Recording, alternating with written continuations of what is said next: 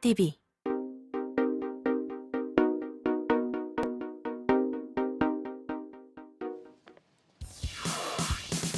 한국은행 금융통화위원회가 기준금리를 연 1%로 올리고 추가 인상 가능성도 시사했습니다.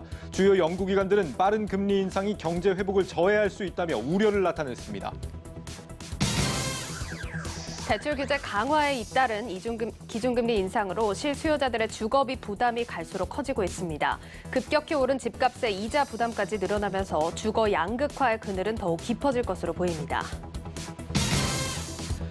우리나라가 세계 최초로 만든 구글 갑질 방지법이 글로벌 빅테크들의 버티기 탓에 무용지물이 되고 있습니다. 여기에 한술 더 떠 넷플릭스는 망 사용료를 내라는 국내 법원의 판결을 받고도 이를 따르지 않아 글로벌 플랫폼 기업들에 대한 비난의 목소리가 높아지고 있습니다. 최근 5년간 경제협력개발기구 OECD 회원국 가운데 우리나라의 조세 경쟁력이 가장 큰 폭으로 떨어졌습니다. 법인세와 소득세, 재산세 등에 대한 과도한 세금을 줄이고 복잡한 세제를 단순화해야 한다는 지적입니다. 여러분 안녕하십니까? 뉴스플러스 시작합니다. 팬데믹과 함께 이어졌던 제로금리 시대가 막을 내렸습니다. 한국은행 금융통화위원회가 기준금리를 연 0.75%에서 1%로 올렸습니다. 이주열 한국은행 총재는 물가 흐름을 볼 때 여전히 기준금리가 낮다면서 추가 인상 가능성도 내비쳤습니다. 강미선 기자입니다. 글로벌 공급 차질 등에도 성장세를 꾸준히 이어가고 있는 가운데 물가 상승 압력은 당초 예상보다 크게 확대될 것으로 내다보이는 점, 그리고 금융 불균형 누적 위험에 유의할 필요성이 여전히 높다는 점 등의 판단에 따라 기준금리를 0.25%포인트 인상하였습니다. 한국은행이 기준금리를 연 1%로 인상했습니다. 코로나 충격을 막기 위해 이어온 제로금리 시대가 1년 8개월 만에 막을 내린 겁니다. 3%까지 치솟은 물가와 1,800조 원대에 달하는 가계빚을 고려할 때 금리 인상을 더 미룰 수 없다는 점이 금리 인상의 배경이 됐습니다. 물가 상승에 대한 우려는 통화정책 방향문 문구 수정을 통해 경계감을 더욱 강화했습니다. 이어 소비자 물가 상승률 전망치도 2.1에서 2.3%로 올려잡았습니다. 성장과 물가 흐름을 보며 내년 1분기 금리 인상 가능성까지 시사했습니다. 1, 4분기 인상을 저희들은 배제할 필요는 없다고 봅니다. 지금 상황에서는 이래저래 낮췄던 수준을 계속 끌고 갈 만한 명분은 지금 없는 겁니다. 최근에 성장 물가 오름세가 확대됐기 때문에 사자 통화 정책은 가만히만 있으면은 그 완화 정도는 점점 더 커지는 거거든요. 지금. 이와 함께 한국은행은 미 연준의 통화정책 스탠스를 고려해 국내 경제 상황에 맞는 금리 정책을 펼쳐나가겠다고 강조했습니다. 한국경제TV 강미선입니다. 네, 이주열 한국은행 총재가 내년 추가 금리 인상까지 시사하고 있는데 앞으로 우리 경제 주체들에게 어떤 영향을 미칠지 짚어보겠습니다. 정치경제부 전민정 기자 나와 있습니다.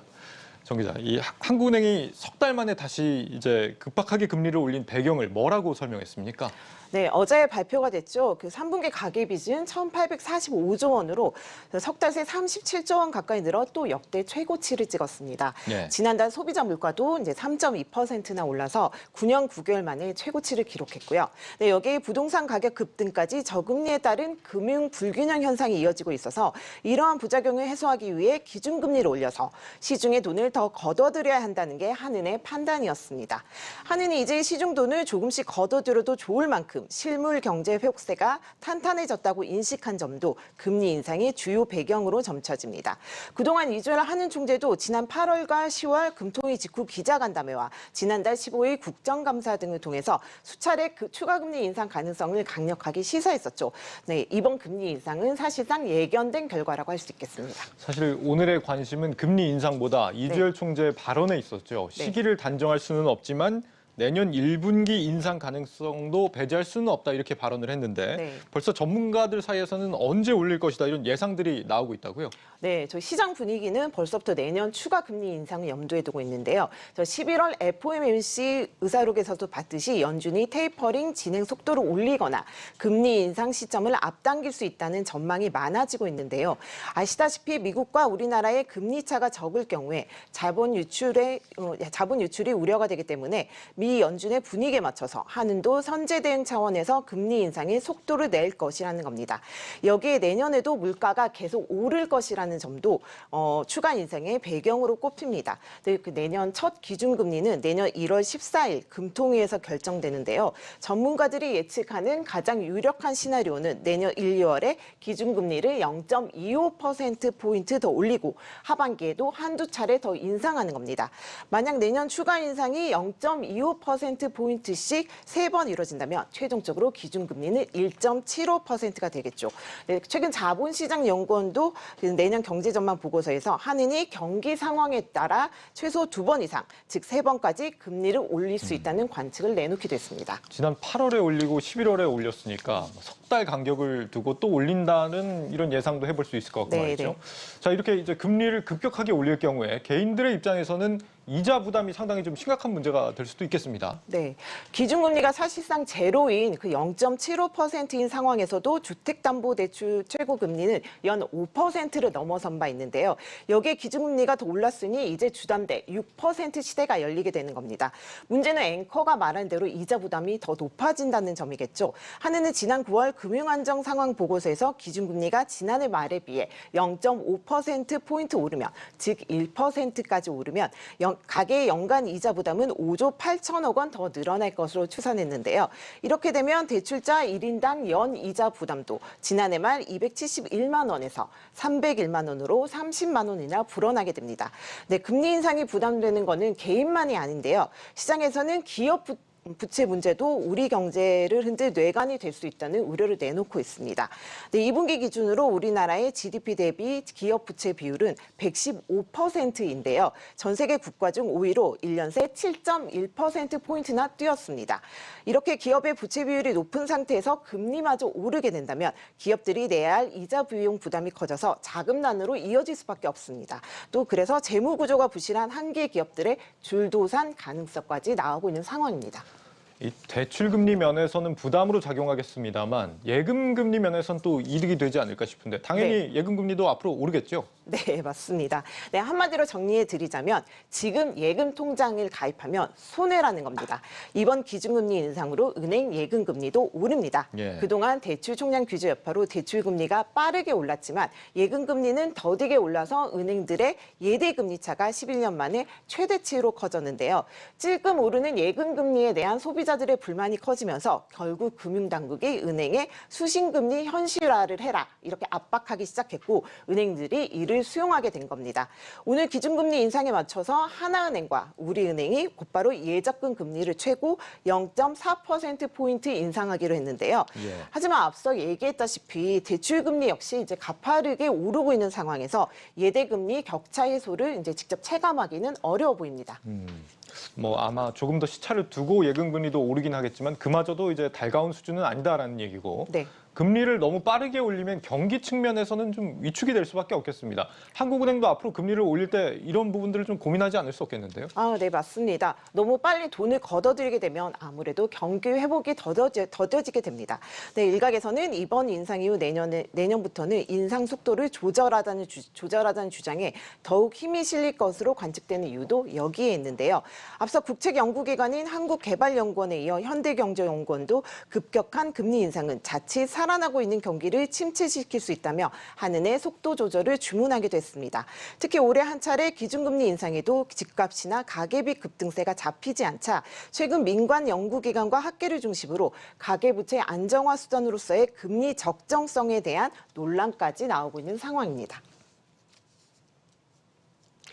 네, 또 단계적 일상 회복 이후에 확진자가 급격히 늘어나면서 경제적 불확실성이 커졌다는 점도 한은의 고심을 깊게 하고 있는데요. 네, 관련해서 전문가 인터뷰 함께 들어보시겠습니다. 네. 내년에는 경기가 2분기 이후에는 저는 많이 둔화될 거로 보고 있기 때문에 이제 뭐 내년 상반기 초에 한 차례 정도 인상하고 그칠 거로 보고 있습니다. 한은에서 물가뿐만 아니라 경기를 봐야 되니까.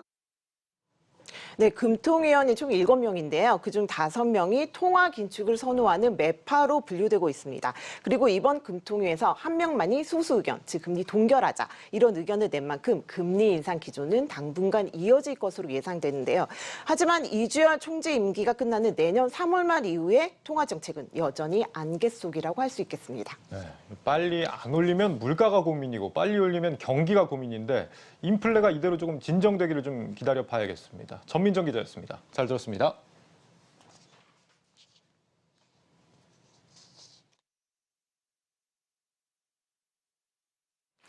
네, 이번 기준금리 인상으로 서민들의 주거비 부담은 더 커지게 됐습니다. 특히 늘어나는 대출 이자 부담은 주거 양극화를 더 부추길 것으로 우려가 되는데 이미 소득 격차가 주택 보유의 격차로 이어진 상황에서 해소가 쉽지 않아 보입니다. 홍원표 기자입니다. 문재인 정부 들어 집값이 크게 오르면서 집을 가지지 못한 사람들의 불만이 많아졌습니다. 벼락거지와 같은 자주 섞인 부동산 신주어들이 만들어지면서 주거 사다리가 무너졌다는 평가도 나왔습니다. 실제로 문재인 정부 4년간 주거 양극화는 깊어졌습니다. 2017년부터 2020년까지 수도권 주택 자가 보유율을 살펴보니 저소득층은 35.9%에서 33.1%로 떨어진 반면 고소득층은 66.4%에서 68.6%로 오히려 증가했습니다. 중소득층은 비슷한 수준을 유지했는데 결국 돈 있는 사람들만 집을 샀다는 이야기입니다. 우리나라의 주택 보급률은 이미 100을 넘었지만 정작 무주택 서민들은 집을 살 수 없었습니다. 집값이 가장 많이 오른 서울은 자가 보유율이 42.9%에서 42.2%로 떨어졌습니다. 문제는 앞으로도 주거 양극화 극복이 쉽지 않다는 겁니다. 주거 양극화가 벌어진 이유가 주택 가격 상승인데 그 가격을 감당할 수 있는 것은 고소득층이 대부분입니다. 보유 현금이 적은 서민들은 이미 치솟은 집값이 부담이고 강력한 대출 규제와 연이은 기준금리 인상으로 대출받아 집을 사는 것도 점점 어려워지고 있습니다. 단순하게 저소득층에 대한 지원이나 고소득층에 대한 규제 강화를 바라보는 게 아니라 처음부터 지금 시장의 주택 수요를 어떻게 맞춰갈 것인지, 시장에서 필요로 하는 주택 공급 수요를 얼마나 단기에 충족시킬 수 있는 것인가, 이런 부분에서 문제를 바라볼 필요가 있습니다. 전문가들은 주거 양극화를 해결하기 위해서는 충분하고 빠른 주택 공급이 필수적이고 2030 세대나 신혼부부, 저소득층에 한해서는 대출 규제를 더 완화해 주는 것이 현실적인 방법이라고 조언했습니다. 한국경제TV 홍원표입니다. 기준금리 인상에도 오늘 증시에 다행히 큰 충격은 없었습니다. 고비를 넘어선 증권업계는 수출 호조가 예상되는 대형 반도체 업종으로 관심을 옮기고 있습니다. 박혜린 기자입니다. 제로금리 시대가 막을 내렸지만 증시는 큰 충격 없이 금리 인상을 받아들였습니다. 예견했던 수준인 만큼 크게 동요하지 않은 겁니다. 전문가들은 국내 금리 인상보다는 인플레이션과 미 연준의 긴축 가속화, 코로나19 재확산 등의 경계감을 표하고 있습니다. 다만 이렇게 우려 요인들이 산적한 가운데서도 시장에선 연말 랠리 기대감이 조금씩 피어오르고 있습니다. 전문가들은 특히 국내 증시에서 수출 비중이 큰 반도체 업종 등 대형주의 반등 가능성을 높게 보고 있습니다. 반도체, 자동차, 인터넷, 그리고 바이오, 2차 전지. 지금 최근에 좀 부진했던 업종들이 내년 상반기에는 좀 주목을 받지 않을까. 그래서 많은 기업 서플라이 체인이 이제 그걸 개선시키기 위한 노력들을 하고 있기 때문에 그런 부분만 완화돼도 반등의 트리거가 될 수 있다. 한동안 주가가 눌려있던 만큼 가격 매력도도 높다는 설명입니다. 실제로 최근 외국인들은 연일 SK 하이닉스와 삼성전자를 쓸어담고 있습니다. 이달에만 각각 1조 원, 9천억 원 규모로 자금을 넣은 겁니다. 그래서 12월 FOMC 끝나고 나서는 미국의 연말 소비 시즌, 여기에 대한 기대감들도 반영이 될 것 같고요. 대주주 양도세 관련 물량들이 조금 있거든요. 중소형주들에서 빠지는 수급이 대형주들로 좀 이동하면서 3천 이상에서 좀 많이 회복하는 흐름은 보이지 않을까. 반도체를 포함한 IT 중심의 대형주 포트 비중 확대, 이거 전략은 유효하다라고 보고 있어요. 연말 대주주 양도세 요건을 피하기 위해 중소형주에서 대형주로 자금 유입이 이뤄질 것으로 분석되는 만큼 반도체 대형주로 포트폴리오를 확대하는 것이 현명하다는 조언이 나옵니다. 한국경제TV 박혜린입니다. 이슈 키워드 시작하겠습니다. 첫 번째 키워드부터 바로 볼까요? 예, 첫 번째 키워드 내년 3월 금리 인상 가능입니다. 우리나라도 오늘 기준금리를 인상했습니다만 미국의 기준금리 인상도 빨라질 거란 관측이 나오고 있습니다. 어젯밤 공개된 미국 FOMC 의사록에서 연준의 조기 긴축 의지가 드러났는데요. 인플레이션이 계속 심화될 경우 테이퍼링 속도를 높이는 조치를 검토할 것이라는 위원들이 기존 회의 때보다 더 늘어난 것으로 확인됐습니다. 이렇게 테이퍼링 속도를 앞당기고 기준금리도 예상보다 빨리 올릴 준비를 해야 한다는 거죠. 얼마 전 파월 의장이 재선임되면서 인플레 대응을 강조했잖아요. 그 때문에 기준금리 인상 속도가 빨라질 가능성이 거론되고 있는데 이런 배경이 있었네요. 예, 맞습니다. 위원들은 장기적 물가 안정과 고용 목표에 위협을 가하는 인플레이션 압박을 낮추기 위해서 적절한 조치를 취하는 것을 주저하지 않을 것이다. 이렇게 강조를 했는데요. 특히 일부 위원들은 인플레이션 압박을 고려할 때 매달 채권 매입 규모를 150억 달러 이상 줄이게 되면 기준금리 목표를 조정하기에 더 나은 환경이 될 수 있다. 이렇게 제안한 것으로 알려졌습니다. 당장 미국 10월 개인 소비 지출 4.1% 상승했는데 31년 만에 최대 폭이라고 하죠. 예. 게다가 이 바이든 정부가 요즘 물가를 못 잡아서 지지율이 집권 이래 최저라고 하는데 물론 연준은 독립기관이라고는 합니다만 파월이 재선임 때 특명을 받지 않았을까 추측이 됩니다. 원래 당초의 흐름대로라면 내년 하반기쯤 기준금리 인상 얘기가 있지 않겠느냐 예상들이 많았는데 금리 인상 시점이 빨라진다면 언제쯤이 될까요? 이제 테이퍼링이 끝나면 금리 인상은 일단 바로 가능해지게 됩니다. 예. 당초 이제 테이퍼링 같은 경우는 이달부터 시작해서 내년 6월 정도면 종료가 될 예정이었지만 테이퍼링 속도를 서두른다면 내년 3월에도 금리 인상이 가능하다. 이렇게 도이체방크의 분석가들은 밝히고 있습니다. 물론 여전히 의사록에 나와 있는 이 인내심이라는 키워드를 무시할 수 없습니다. 많은 전문가들이 인플레이션이 일시적일 가능성을 여전히 배제하지 않고 있기 때문에 이 지나친 한 방향 전망은 사실 경계하시는 게 좋겠습니다. 맞습니다. 당장의 이번 FOMC 성명서에서도 인플레이션이 일시적이다 이런 표현을 거듭해서 쓰기도 했습니다. 네, 금리 인상이 빨라진다는 건 경제에 상당한 리스크이기도 하죠. 갑자기 일본에 잃어버린 30년이 떠오르는데요. 맞습니다. 이제 월스트리트 저널에서 나온 또 소식을 살펴볼 필요가 있는데 섣부른 금리 인상이 팬데믹 이전의 저성장, 저물가, 저금리에 만성 침체를 다시 유발할 수 있다. 이렇게 경고를 내놨습니다. 그간 풍부한 유동성과 함께 쌓였던 주식과 또 부동산 시장의 거품이 급격하게 빠져나갈 수 있다는 겁니다. 미국의 금리 인상은 우리나라의 금리 인상 속도를 더 빨라지게 만드는 요인이 되기도 하죠. 외국인 투자 자금의 급격한 이탈을 방어해야 하기 때문에 그렇습니다. 자산 시장의 급격한 조정이 없도록 정책 관계자들이 잘 대응해 줄 거라고 믿습니다. 다음 소식 볼까요? 예, 다음 키워드 애플 1초에 3,000달러입니다. 어떤 의미로 보이세요? 3,000달러를 번다는 얘기인가요? 예, 맞습니다. 1초에 3,000달러씩 벌고 있다는 얘기인데 네. 코로나 발발 이후에 글로벌 빅테크 기업들 정말 막대한 수익을 거두고 있죠. 그중에서도 단연 독보적인 순이익을 낸 기업 바로 애플입니다. 글로벌 시장 조사 전문 기관 스태티스타에 따르면 애플이 지난해 10월부터 1년 동안 매 초당 3,002달러, 그러니까 우리 돈으로 356만 원의 순이익을 낸 것으로 나타났습니다. 또 뒤이어서 구글 알파벳이 2,239달러, 마이크로소프트가 2,153달러, 페이스북, 이제는 메타죠. 1,278달러, 아마존이 833달러 순이었습니다. 초당 350만 원이면 1분에 2억씩 벌어들인 셈이니까 예. 실로 엄청난 규모입니다. 팬데믹이 이런 빅테크 기업들에게는 기회로 작용한 것 같은데 그래서인지 애플 주가도 이달 들어서 오랜만에 사상 최고치를 경신하면서 선전하는 모습입니다. 이런 애플의 행보 앞으로도 더 계속될 걸로 보인다고요? 예, 그렇습니다. 애플 아이폰에 대한 인기가 계속해서 이어지고 있기 때문인데 당장 이달 초에 열린 중국의 최대 유통 행사 광군제에서도 이 전체 스마트폰 판매량은 지난해보다 0.7% 떨어졌는데 애플의 경우에는 27%나 오히려 늘었습니다. 이런 판매 호조는 내년 1분기 중국의 설 대목에 또 한 번 속도가 붙을 것으로 전망이 되는데요. 이 신제품인 아이폰 13 시리즈의 판매량은 조만간 전작인 아이폰 12 시리즈의 판매량을 앞지를 것으로 예상이 되고 있습니다. 예, 이런 가운데 애플은 요즘 타사 의존도를 낮추는 작업이 한창이라면서요? 예, 맞습니다. 애플 같은 경우는 당장 2023년에 나올 아이폰에 자체 개발한 5G 모뎀 칩을 탑재할 예정인 것으로 알려졌습니다. 기존에는 이 부품을 퀄컴으로부터 공급을 받았었는데 앞으로는 자체적으로 생산을 한다는 겁니다.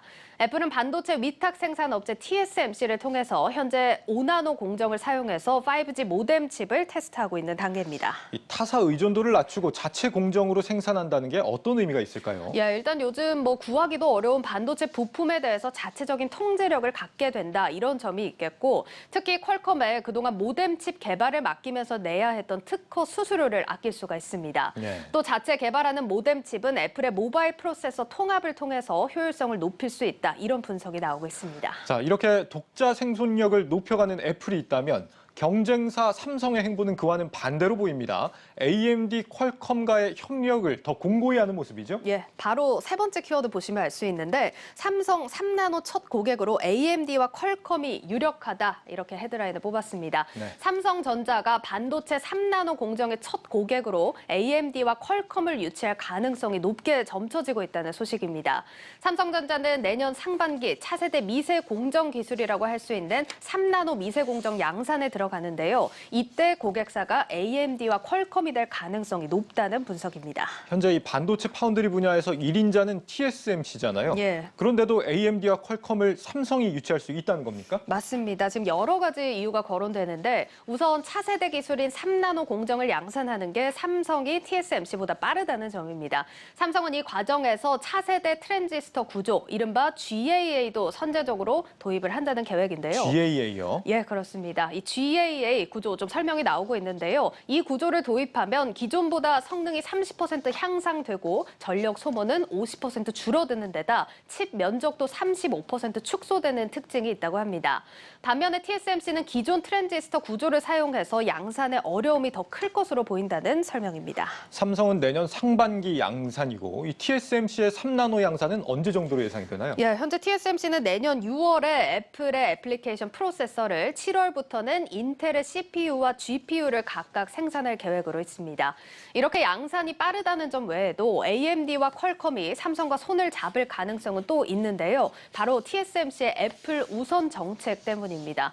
TSMC는 팬데믹 이후 파운드리 주문이 급증하자 AMD와 퀄컴에 대해서는 가격을 20%가량 인상하고 반면 애플에 대해서는 2에서 3%만 인상하면서 이 두 회사로부터 반발을 크게 사고 있습니다. 이런 이유로 TSMC보다는 삼성과 손을 잡을 가능성이 높다는 얘기인데 AMD와 퀄컴이 원래 삼성과는 관계가 좋다면서요? 예, AMD는 2019년부터 삼성과 초저전력 그래픽칩 제조에 대해서 전략적인 파트너십을 맺고 있고 퀄컴도 삼성전자 스마트폰의 어플리케이션 프로세서를 공급하고 있습니다. 당장 삼성전자의 신작 갤럭시 S22에도 퀄컴의 차기 어플리케이션 프로세서가 탑재될 것으로 전망되고 있습니다. 이뿐만 아니라 이번에 삼성전자가 파운드리 신공장을 짓는 텍사스주 테일러시 부지 주변에 미국 최대 PC 제조사 델사를 비롯해서 AMD와 ARM 또 퀄컴 같은 이런 반도체 설계 전문 기업들의 연구소와 지사가 위치해 있다고 하는데 향후 협력이 크게 기대되는 부분입니다. 네, 어느 때와 다름없이 비밀 행보, 독자 행보 일색인 애플. 그에 반해 이번 이재용 부회장의 방미 이후 여러 가지 협력 행보가 엿보이는 삼성. 두 회사의 미래가 앞으로 어떻게 될지 궁금해지네요. 이슈 키워드였습니다.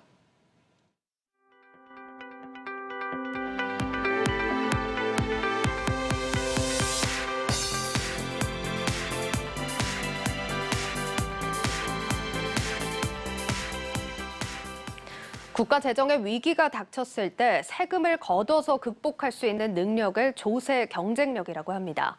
얼마 전 미국 조세재단이 OECD 회원국을 대상으로 이 조세 경쟁력을 비교 분석했는데 한국의 조세 경쟁력이 급속히 후퇴한 것으로 나타났습니다. 한창률 기자입니다.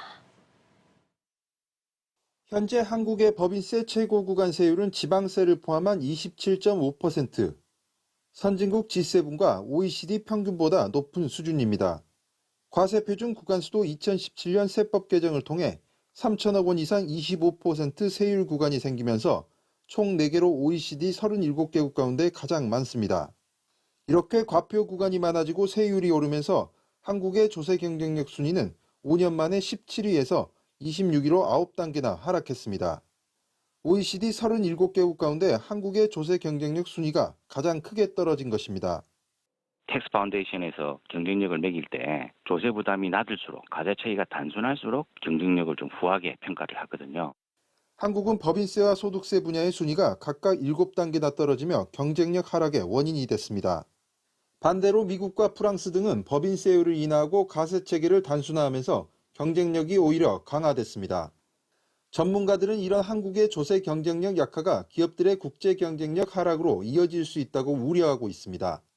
소득세가 현 정부 들어서 3년 만에 최고 세율이 19위에서 13위로 바뀌었어요. 법인세는 22에서 12로 바뀌었습니다. 최고 세율 기준으로 볼 때. 이것은 다른 나라와 다른 역행을 해왔 측면이 있기 때문에 기업의 국제 경쟁력을 약화시킴으로써 국가 경제를 어렵게 하는 그런 요인으로 작용했다고 봅니다. 최근 5년간 주요 선진국과 달리 조세 경쟁력이 급속히 후퇴하고 있는 한국.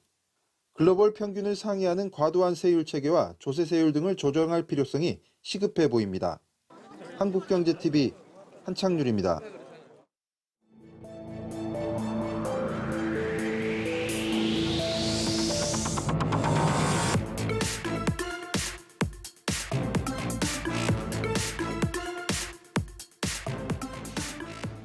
플랫폼 사업자의 결제 방식 강요를 금지하는 이른바 구글 갑질 방지법이 시행 2달 만에 무용론에 휩싸였습니다. 글로벌 플랫폼 기업들은 규제를 우회하는 꼼수를 부리는가 하면 CEO를 고발한다고 해도 아랑곳하지 않는 모습입니다. 국내 법을 가볍게 무시하는 글로벌 플랫폼 기업들의 행태를 먼저 방서후 기자가 살펴봤습니다. 문지기는 쉽게 권력을 놓지 않는다. 법이 시행됐는데도 각종 편법을 동원해 인앱 결제를 유도하는 등 갑질을 일삼고 있는 구글과 애플을 두고 나온 말입니다. 실제로 구글은 앱 개발사의 외부 결제를 허용한다고 하면서 수수료율을 고작 4%포인트 낮췄습니다. 외부 결제 수수료로 평균 6에서 7%를 추가 부담해야 하는 상황임을 감안하면 인앱 결제 대비 장점이 사라지는 셈입니다. Google is disrespecting Korean law by charging a 26% fee for payments they do not process. 애플은 한술 더 떠 방송통신위원회에 제출해야 할 법안 이행 계획도 제출하지 않고 있습니다. 방통위가 사업자를 검찰에 고발할 수 있다는 내용의 시행령도 공개했지만 여전히 묵묵부답입니다. 한국법을 무시하는 건 이들뿐만이 아닙니다.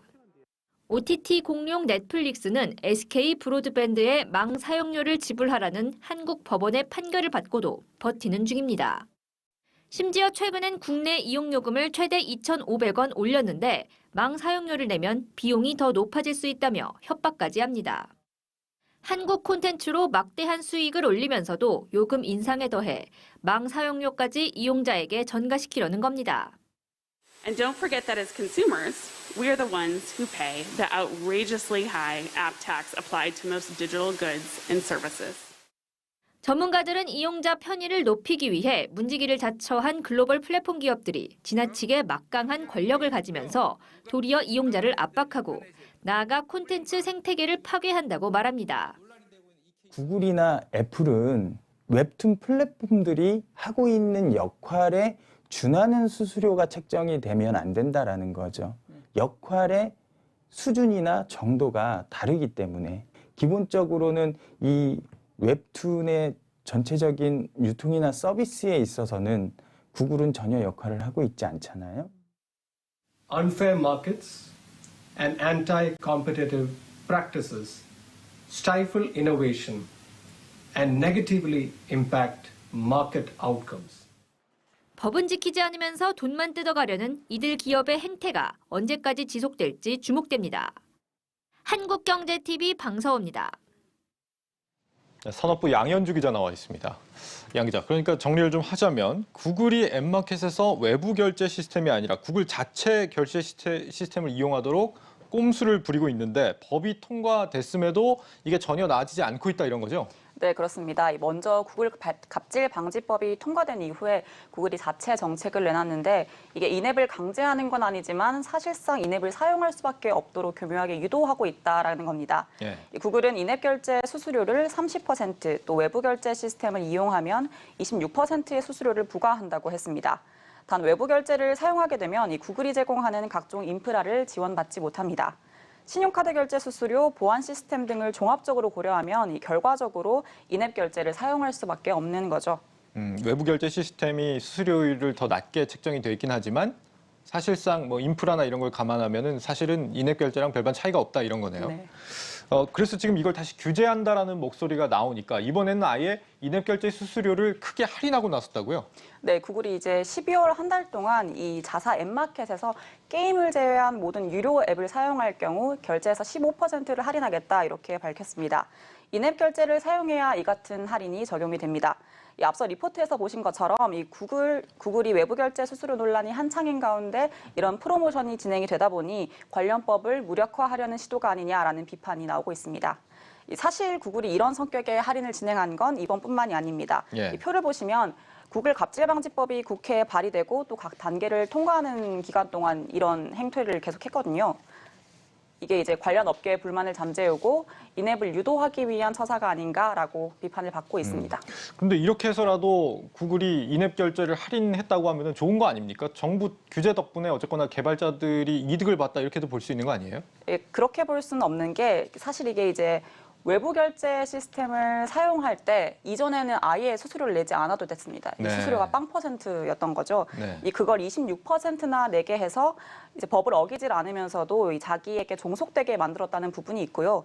두 번째로 이 할인 혜택이 12월 한 달 한시적으로 진행이 되고 있습니다. 예. 실질적으로 이용자 편익을 위한 거다라고 보기에는 좀 어려운 부분이 있는 거죠. 그렇군요.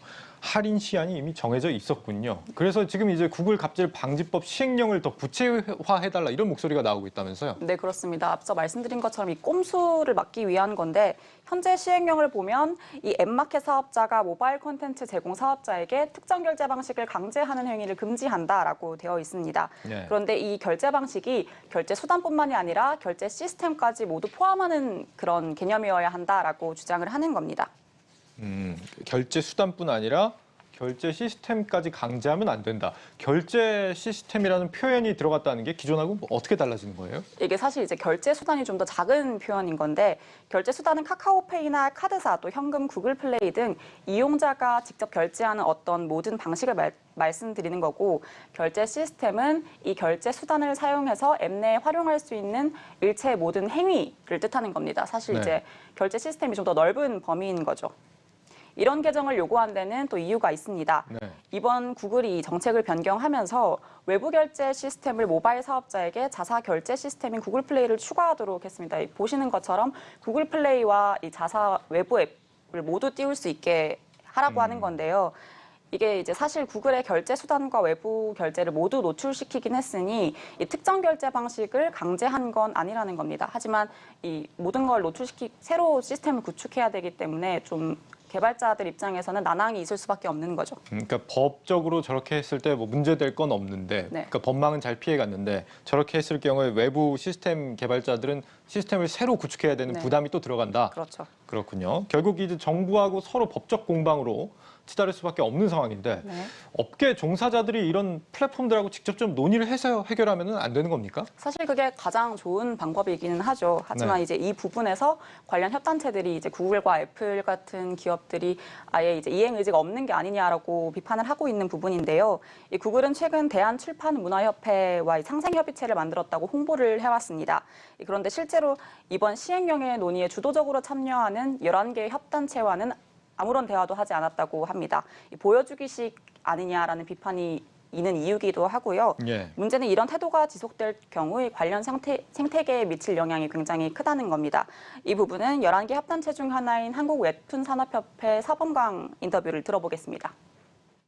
지금의 수수료가 그대로 적용이 된다라고 하면 그 수수료에 맞춰서 기본적으로는 소비자가가 올라갈 수밖에 없습니다. 소비자 가격이 올라가게 되면 아무래도 소비자들도 지금의 어떤 이용 가격에 비해 올라간 그 가격에 대해서 거부감을 느끼게 되거나 부담감을 느끼게 될 가능성들이 크다라고 생각이 돼요. 아무래도 웹툰을 이용하려고 하는 이용자들이 줄어들겠죠. 줄어들게 되면 한참 성장하고 있는 그리고 해외로 뻗어나가면서 대한민국 콘텐츠 성장에 크게 이바지하고 있는 이 웹툰 사업이 위축될 수 있다라는 거죠. 위축이 된다면 거기에서 나오는 성장에 따른 어떤 수익 이런 부분들도 줄어들 수밖에 없고요. 글로벌 플랫폼 공룡을 이 한 나라 정부의 힘으로 규제를 한다는 게 얼마나 힘든 일인지 잘 보여주는 사례가 아닌가 싶습니다. 요즘 해외에서도 우리처럼 이렇게 규제 움직임이 일고 있다면서요? 네, 그렇습니다. 현재 미국과 유럽, 인도를 등에서 이 구글 갑질방지법과 굉장히 유사한 법안들이 준비가 되고 있습니다. 지난 8월에는 미국 상하원에서 민주당과 공화당이 앱마켓 운영 방식을 전방위로 이제 바꾸는 공개 앱 짱터 법안을 발의하기도 했는데요. 기존에도 이런 비슷한 법안이 발의되긴 했는데 주 단위 법안에 그쳤기 때문에 이번에는 연방 단위 법안으로 발의가 된 거거든요. 좀 진일보한 평가를 받고 있는 이유입니다. 이 법안 발의 이유에 대해선 민주당 상원 의원 인터뷰 들어보시겠습니다. Here in the U.S., I've teamed up with my colleague, Senator Richard Blumenthal and Senator Amy Klobuchar to sponsor the Open App Markets Act, which would establish clear and enforceable rules for app store owners and content creators to follow. Big tech companies see this as an attack on their bottom line, but in reality, it is their anti-competitive behavior that is the attack on innovation and progress. That is an attack we intend to stop. 네, 현재는 이 국회에서 앱 공정성연대와 손잡고 이 같은 흐름들을 독려하고 있는 상태고요. 내년 1월 미국 라스베가스에서 열리는 세계 최대 규모 IT 행사죠. 이 CES 2022에 관련 세미나도 열 것이라고 말하고 있습니다. 네, 이 전 세계적 움직임이 어떻게 진행될지 국제적인 공조도 좀 기대해 볼 수 있을 것 같습니다.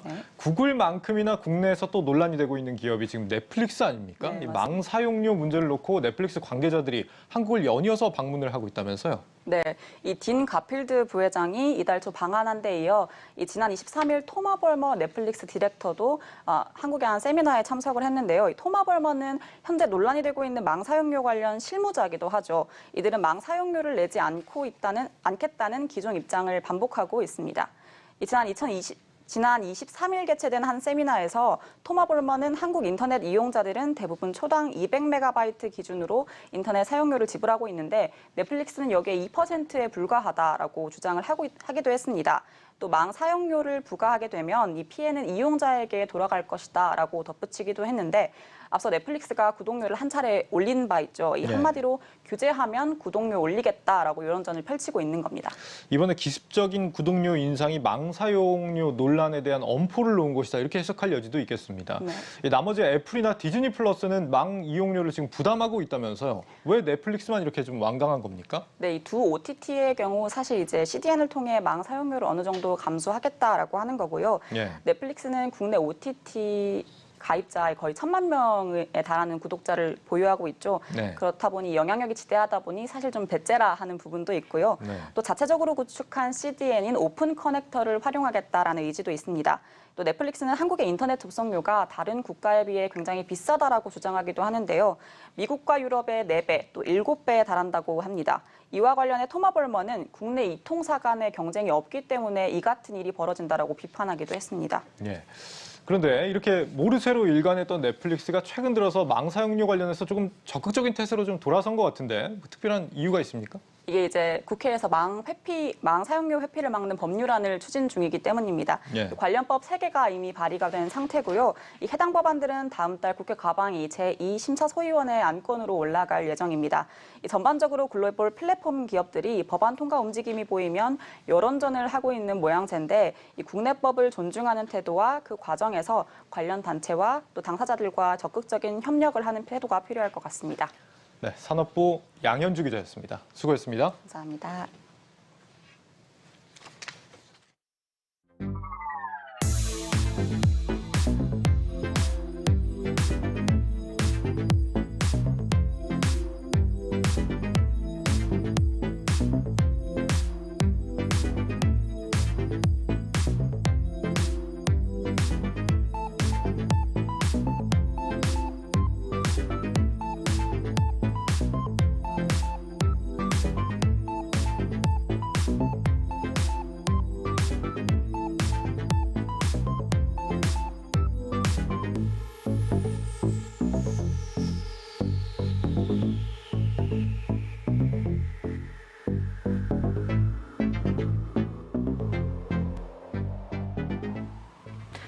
한국경제TV가 주최한 2021 글로벌 파이낸셜 엑스포가 성황리에 막을 내렸습니다.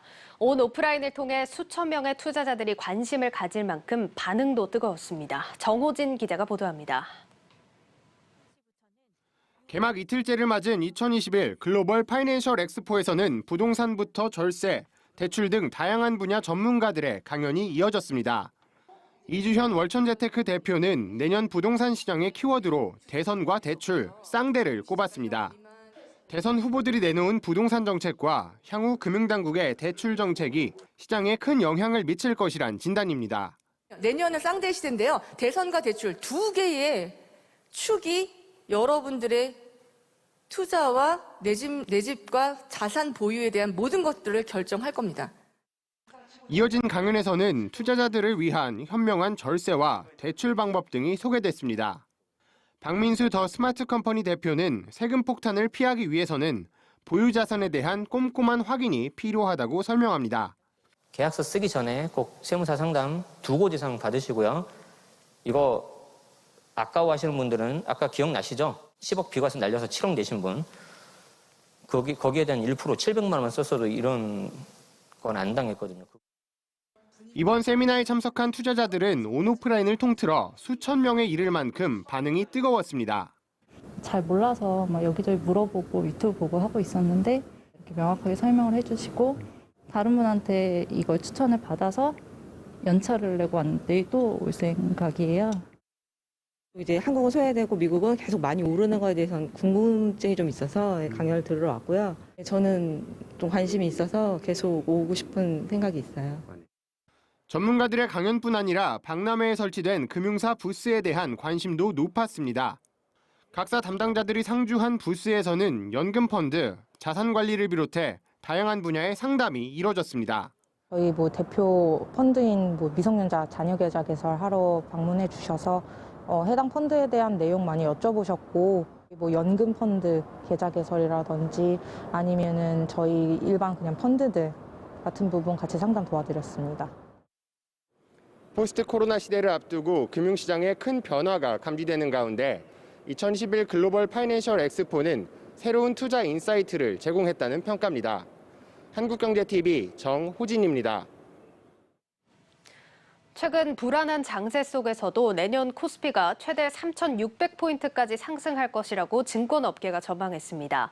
특히 모빌리티와 메타버스, 경기 민감주의 상승폭이 두드러질 것이라는 분석입니다. 문형민 기자입니다. 지난 7월 초 3,300선까지 올라섰던 코스피. 그 이후 하락세를 이어가더니 최근에는 3,000선 안팎에서 등락을 반복하고 있습니다. 그럼 내년에는 지루한 박스권 장세를 벗어날 수 있을까? 이에 대해 증권업계에서는 다소 긍정적인 전망을 내놨습니다. KB증권은 코스피가 최대 3,600까지 오를 수 있다고 전망했고 대부분의 증권사가 상한선으로 3,400에서 3,500을 제시했습니다. 올해 사상 최고치였던 3,305.21을 가뿐히 뛰어넘는 수준입니다.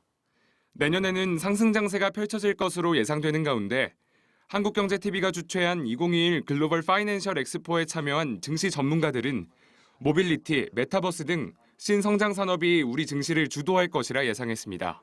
첫 번째 저는 메가 트렌드라고 다 생각하는 거예요. 앞으로 내년에 끝나는 게 아니라 모빌리티, 당연히 전기차, 자율주행차. 두 번째가 탈중앙화. 이제 개인이 주인공이 돼요. 사실 메타버스도 개인이 내가 직접 그 가상세계 접속해서 하는 거잖아요. 블록체인. 예. 은행에서 벗어나서 개인 대 개인끼리 거래하는 거. NFT. 특히 탈중앙화와 관련해 당장 다음 달부터 마이데이터가 본격화되기 때문에 핀테크와 사이버 보안 업종 또한 내년을 이끌 섹터가 될 수 있다고 조언했습니다. 이에 더해 증권업계는 위드 코로나로 실적 회복 가능성이 높은 유통, 항공업종 등 경기 민감주와 탄소 중립 정책 등의 수혜로 상승 모멘텀 여지가 있는 친환경주 등을 추천했습니다. 투자 전략에 대해서는 개별 종목들을 담은 ETF에 투자하는 것이 유망하다고 평가했습니다. 메타버스 ETF, 반도체 ETF, 자율주행 ETF, 수소 ETF가 굉장히 활성화되었고 앞으로 ETF는 더 활성화될 거라고 생각합니다. ETF는요, 향후 5년, 10년간 대세일 가능성이 굉장히 높아요. 만약 개별 종목에 투자하고 싶다면 ETF에 속한 종목을 고르는 것이 현명하다고 덧붙였습니다. 파죽지세로 올랐던 우리 증시가 하반기 들어 잠시 숨고르기를 하고 있는 상황 속에서 내년에는 다시 상승 랠리를 보여줄지 주목됩니다. 한국경제TV 문형민입니다.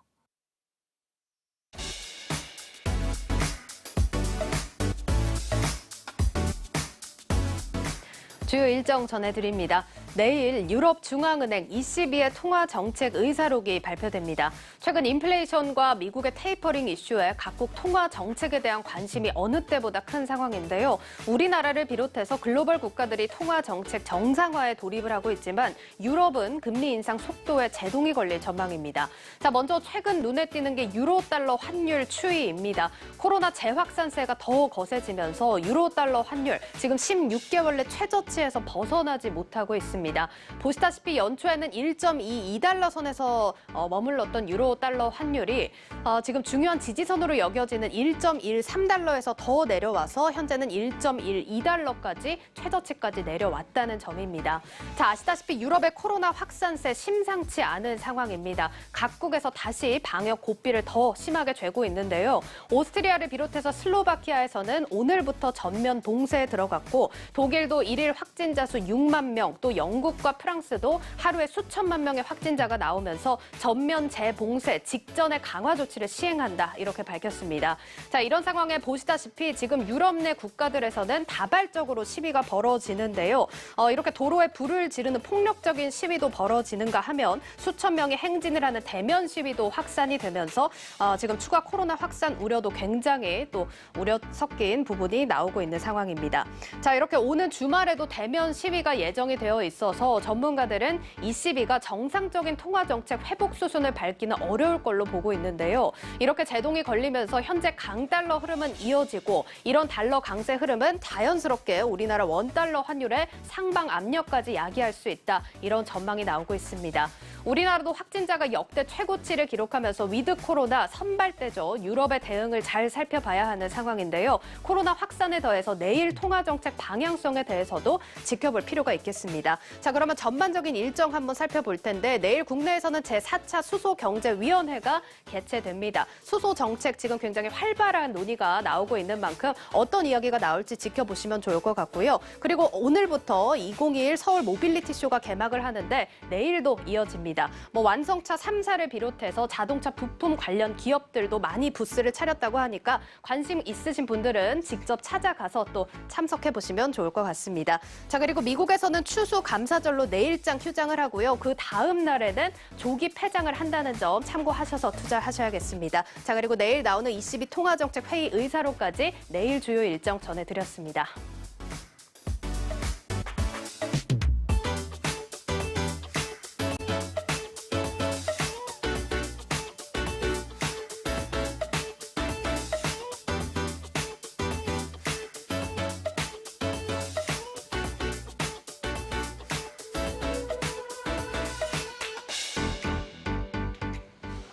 예측 가능한 위기는 위기가 아니다라는 말이 있죠. 금리 인상의 신호들이 오래전부터 예고됐기 때문에 당장 시장의 충격은 좀 다소 덜한 모습입니다. 네, 하지만 그와 함께 불확실성은 더 심해지고 있죠. 결국 모든 게 인플레이션의 지속 여부에 달렸다고 해도 과언이 아닐 텐데 아무리 예측 가능한 위기라도 대응하지 않으면 여전히 위험하다는 점 꼭 기억해야겠습니다. 뉴스 플러스를 마치겠습니다. 여러분 고맙습니다.